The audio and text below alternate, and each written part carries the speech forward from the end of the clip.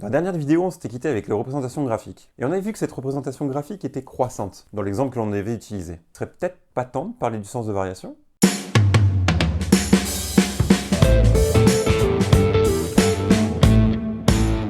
À l'image d'une fonction, une suite peut avoir une variation. Autrement dit, elle peut être croissante ou décroissante. Des fois on dit monter ou descendre, mais c'est pas très mathématique. Et les conditions pour pouvoir savoir si une suite est croissante ou si elle est décroissante sont exactement les mêmes, finalement, que celles d'une fonction. Une suite est croissante si u de n plus 1 est plus grand ou égal à u de n, et ce, quel que soit le terme. Une suite est décroissante si u de n plus 1 est cette fois-ci plus petit ou égal que u de n, et ce, quel que soit le terme.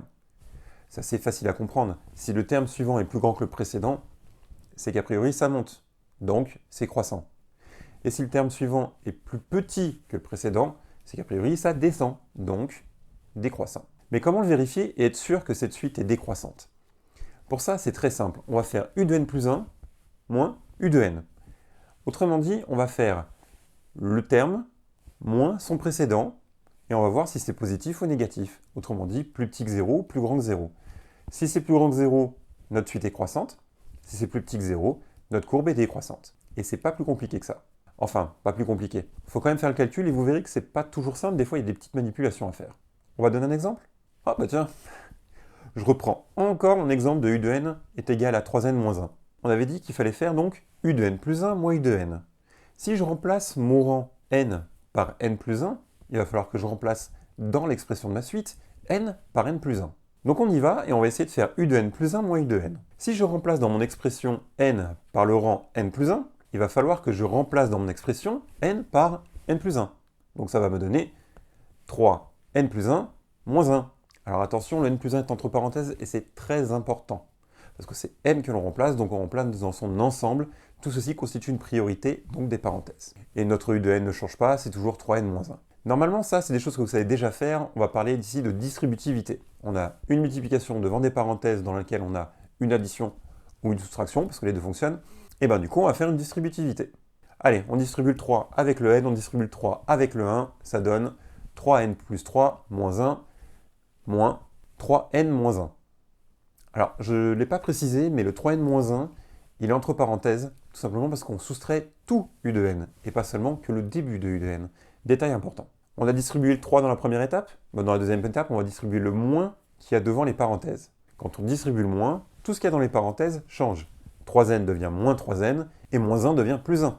On peut simplifier déjà une partie, c'est-à-dire le 3 avec le moins 1, on peut en faire un moins 2, ce qui nous donne 3n plus 2 moins 3n plus 1. 3n moins 3n, ça se simplifierait pas ça? Finalement, il ne nous reste plus que 2 plus 1, et 2 plus 1, ça fait 3. Ceci est positif, ce qui veut dire que la suite est croissante. Bon là, on était tombé sur un cas qui était quand même relativement simple, parce qu'on tombe à la fin sur une constante, 3. On serait tombé sur moins 1, par exemple, ce serait toujours une constante, elle serait négative, ce serait décroissant. Mais c'est pas toujours une constante, et on va le voir ça dans ce cas-là maintenant. Cette fois-ci, u de n, je choisis de faire moins 3 fois 4 puissance n. Une puissance n, c'est quelque chose que vous verrez relativement couramment, on en parlera plus tard. Ici, on doit aussi faire u de n plus 1 moins u de n. Et en remplaçant n, donc le rang n par le rang n plus 1, et ceci va nous donner moins 3 fois 4 puissance n plus 1, moins, et là on a les parenthèses, moins 3 fois 4 puissance n. Et on ferme la parenthèse. Très important de mettre les parenthèses là où il faut, c'est-à-dire que quand on remplace n par n plus 1, le n plus 1 doit être entre parenthèses, et quand on remplace u de n par son expression, il faut la mettre entièrement entre parenthèses. Ici, on a quelque chose de relativement facile à faire. On a une soustraction d'un nombre négatif, autrement dit un moins, ça fait plus, ça vous le savez déjà. Il y a une petite manipulation à faire autour du 4 à la puissance n plus 1. Ça, c'est quelque chose qui doit peut-être vous parler dans un sens, et on va faire dans l'autre sens. Autrement dit, quand on a une valeur à une puissance multipliée par la même valeur à une autre puissance, on additionne les puissances entre elles.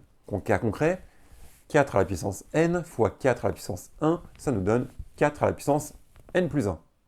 Ça, c'est ce qu'on a fait toujours dans ce sens-là. Du coup, nous, on va le faire dans l'autre sens, parce que ça marche aussi. On a notre 4 à la puissance n plus 1, on va le transformer en 4 à la puissance n fois 4 à la puissance 1. J'ai pas mis la puissance 1 tout simplement parce que 4 à la puissance 1, ça fait 4. Et ça va nous être plus facile comme ça. Et maintenant qu'on est sous cette forme-là, peut-être que vous commencez à apercevoir quelque chose. Non? Pas encore? Vous n'avez pas remarqué qu'on a un facteur qui est commun à droite et à gauche? On a d'un côté 3 fois 4 puissance n, et de l'autre côté, on a 3 fois 4 puissance n. Bon, je vais juste rajouter un petit truc pour que ce soit plus simple pour nous, mais on a bien à droite un 3 fois 4 puissance n fois 1. Le fois 1, généralement, on ne l'écrit pas, mais là, je vais l'écrire pour nous aider. On a donc un facteur commun, 3 fois 4 à la puissance n, que l'on pourra mettre devant quand on va factoriser. Ça, normalement, vous savez faire. Et on a toutes ces petites choses qui ne sont pas communs, des facteurs que l'on ne trouve pas en commun à droite ni à gauche. On va commencer d'abord par le signe, le moins, puis après on a le x4, puis après on a un autre signe qui correspond à l'addition des deux, puis après on a le 1. On va donc pouvoir factoriser par 3 fois 4 à la puissance n, et puis après, on va pouvoir rajouter dans nos parenthèses moins 4 plus 1. Moins 4 plus 1, ça fait moins 3, moins 3 fois 3, ça fait moins 9. On a donc à la fin, u de n plus 1 moins u de n est égal à moins 9 fois 4 à la puissance n. Et là, il y a un petit problème qui commence à arriver. Est-ce que tout ceci est positif ou négatif? Il y a une réponse, ne vous inquiétez pas, je vous le jure. On va essayer de décomposer un petit peu ce résultat que l'on trouve, qui, comme vous pouvez le voir, est un facteur. D'un côté, on a un nombre négatif, moins 9, et de l'autre, on a ce 4 à la puissance n. Et ce 4 à la puissance n, il est positif ou négatif? 4, c'est facile, c'est positif. Mais si on le met à la puissance n, ça reste positif ou ça devient négatif? Il se trouve qu'un nombre, s'il est élevé à une certaine puissance, s'il est positif, il reste positif. Le cas de négatif est un peu plus compliqué, vous le verrez juste après. Mais quand c'est positif, ça ne change pas. Donc 4 est positif, on le multiplie par un nombre négatif, c'est-à-dire que moins 9 fois 4 à la puissance n est négatif. On se retrouve dans un cas où cette suite est donc décroissante. Alors je vous l'accorde, là ça a été un peu plus long, un peu plus compliqué. Je vais passer sur un autre cas qui va nous poser plus problème, tout simplement parce que on n'est pas toujours positif, on n'est pas toujours négatif. Je vais passer vite et on va essayer de voir pourquoi. Cette fois-ci, on va prendre u de n est égal à moins 1 à la puissance n. L'écriture est simple, très simple même. Alors faites bien attention quand même, il y a des parenthèses, c'est-à-dire que le signe moins est inclus. Si cette fois-ci je fais u de n plus 1 moins u de n, je me retrouve donc avec moins 1 à la puissance n plus 1 moins 1 à la puissance n. Et là, attention, le moins par moins, on ne peut pas le simplifier tout simplement parce qu'il y a une puissance à gérer avant. On va faire comme tout à l'heure, on va dédoubler. On va donc se retrouver avec un moins 1 à la puissance n multiplié par moins 1, moins 1 à la puissance n. On peut factoriser? On factorise. Et quand on factorise, on tombe sur moins 1 à la puissance n, facteur de moins 1. Ce qui nous fait moins 2, ça, vous l'avez trouvé. On tombe donc sur moins 2 fois moins 1 à la puissance n. Ça, c'est notre résultat final. Moins 2, on sait que c'est négatif, parfait. Maintenant, il faut savoir le signe de moins 1 à la puissance n. Et c'est là que ça commence à être compliqué. Moins 1 à la puissance 0, on sait que ça fait 1. Moins 1 à la puissance 1, on sait que ça fait moins 1. Moins 1 à la puissance 2, ça fait 1. Parce que moins 1 fois moins 1, ça fait 1.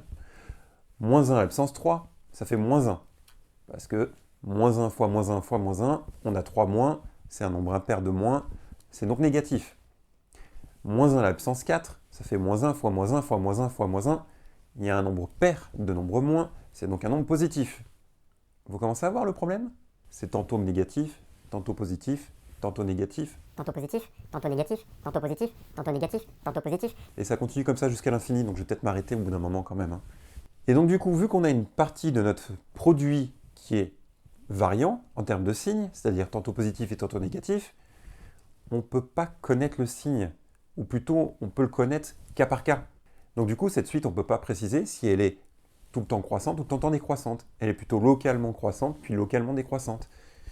En réalité, celle-ci, elle alterne entre positif et négatif, donc du coup, entre croissante et décroissante. On ne peut pas vraiment parler de variation dans ce cas-là. C'est plutôt quelque chose de très fluctuant pour cette suite. Bon, là, on est dans des analyses qui sont quand même un petit peu poussées, je vous rassure.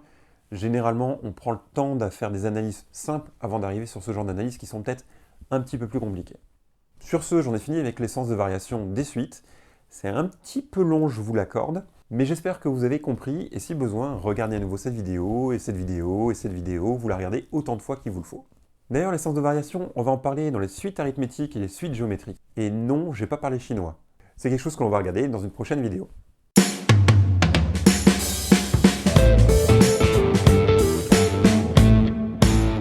Et les conditions pour pouvoir...